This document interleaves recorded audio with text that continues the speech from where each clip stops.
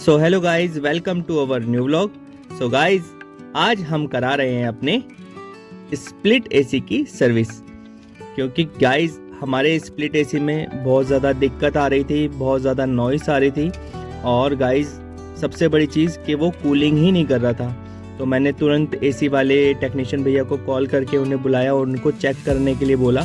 तो गाइज बहुत गंदी कंडीशन में हमारा स्प्लिट एसी निकला, क्योंकि अभी जैसा कि घर में थोड़ा वाइट वॉश का काम भी चल रहा था और बहुत ज़्यादा डस्ट का भी काम हो रहा था, क्योंकि जो पेंटर भैया थे वो सारी जो दीवारें थी उनको घिसते थे तो उसमें से डस्ट निकलता था। और गाइस जब हम एसी चलाते हैं तो कहीं ना कहीं वो सारी जो डस्ट है एसी खींचता है अपने अंदर। और गाइस इतनी गंदी कंडीशन में हमारा एसी के जो फिल्टर थे, जो उसके एसी के कॉइल थे, बहुत ज़्यादा गंदे थे। और गाइस इतना ज़्यादा प्रॉब्लम हो रही थी क्योंकि रात को जब हम एसी को ऑन कर रहे थे उसके बाद वो कूलिंग ही नहीं कर पा रहा था। यहाँ तक कि हमने उसका टेम्परेचर भी बहुत ज़्यादा कम कर दिया, जैसे हमने 16-18 पे भी चलाया तब भी नहीं चला। तो गाइज़ हमने तो तुरंत एसी टेक्नीशियन भैया को कॉल किया, क्योंकि हम कभी भी अपने एसी को 18-16 पे कभी भी नहीं चलाते।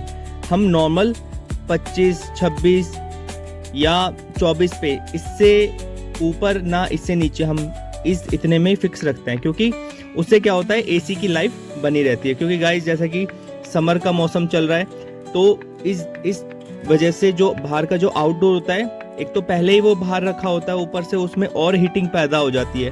और गाइस जल्दी जल्दी तो सर्विस हो नहीं पाती है क्योंकि गर्मी है और एसी कंटिन्यू चलता है। तो गाइस हमने तो तुरंत एसी वाले भैया को फ़ोन करके बुलाया और बोला कि एसी को एक बार आके चेक करो। गाइस इतनी ज़्यादा गंदी कंडीशन में था तो भैया ने पूरे एसी फिल्टर साफ़ किए, एसी के कॉइल जो चौक थे वो उनको ठीक करा और उसके बाद जो भी उसमें दिक्कत थी वो सब दूर की।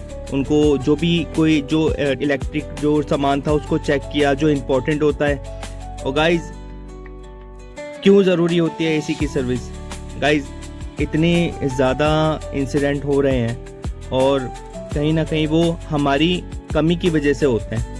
हम एसी की सर्विस नहीं कर पाते और एसी को हम ठीक से रख नहीं पाते हैं। उसको टाइम टू टाइम जो टेक्नीशियन की नीड होती है उसको हमें करना होता है। गाइज अगर हम एसी की ठंडी हवा खाना चाहते हैं तो हमारे एसी की भी कुछ नीड होती है। टाइम टू टाइम उसकी सर्विसेज होना, टाइम टू टाइम टेक्नीशियन आके उसको चेक करे। उसमें अगर एसी हमारा कुछ अलग से नॉइज़ कर रहा है, कुछ भी आवाज़ आ रही है एसी के अंदर से तो उसको भी चेक कराना है। कूलिंग कम कर रहा है, सब कुछ ठीक होने के बाद भी कूलिंग कम कर रहा है, वो भी एक प्रॉब्लम है।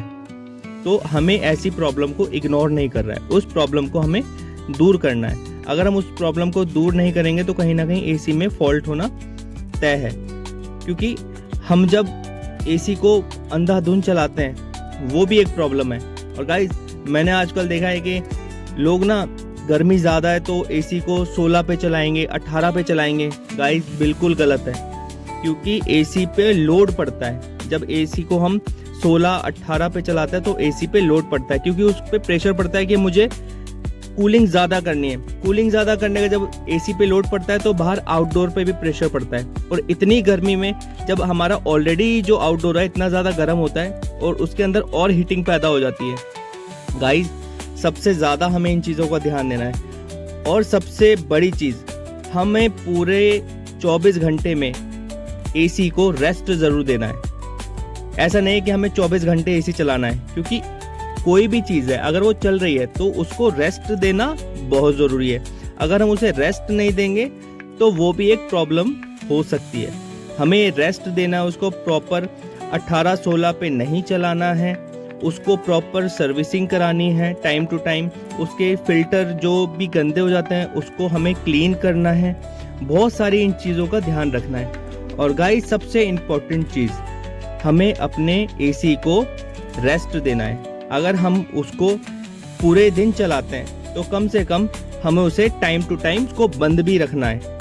अगर हम उसको कंटिन्यू चलाएंगे तो कहीं ना कहीं वो प्रॉब्लम हो जाएगी। और गाइस हमने अपने शरीर को इतना ज़्यादा एसी के लिए बना दिया है ना कि हम थोड़ी सी भी गर्मी बर्दाश्त नहीं कर पाते। गाइस थोड़ा सा हमें अपने पे भी ध्यान देना है कि अगर हम पूरा दिन ही एसी में बैठेंगे तो कहीं ना कहीं वो हमारे लिए भी प्रॉब्लम है। एसी अगर हमें यूज़ करना है तो कम से कम ऐसा टेम्परेचर रखें कि अगर हम एसी से बाहर निकल रहे हैं तो हमें प्रॉब्लम ना हो। और गाइज सबसे ज़रूरी बातों का ध्यान रखते हुए एसी की सर्विसिंग करानी है, प्रॉपर करानी है, सही टेक्नीशियन से करानी है। सो गाइज आई होप मेरी बात आपको समझ में आई होगी। और गाइज जो मेरा इस ब्लॉग को बनाने का उद्देश्य था वो आपको समझ में आया होगा। सो गाइज अगर हमारा ब्लॉग आपको पसंद आया हो तो प्लीज़ हमारे ब्लॉग को लाइक एंड हमारे चैनल को सब्सक्राइब कर दीजिए।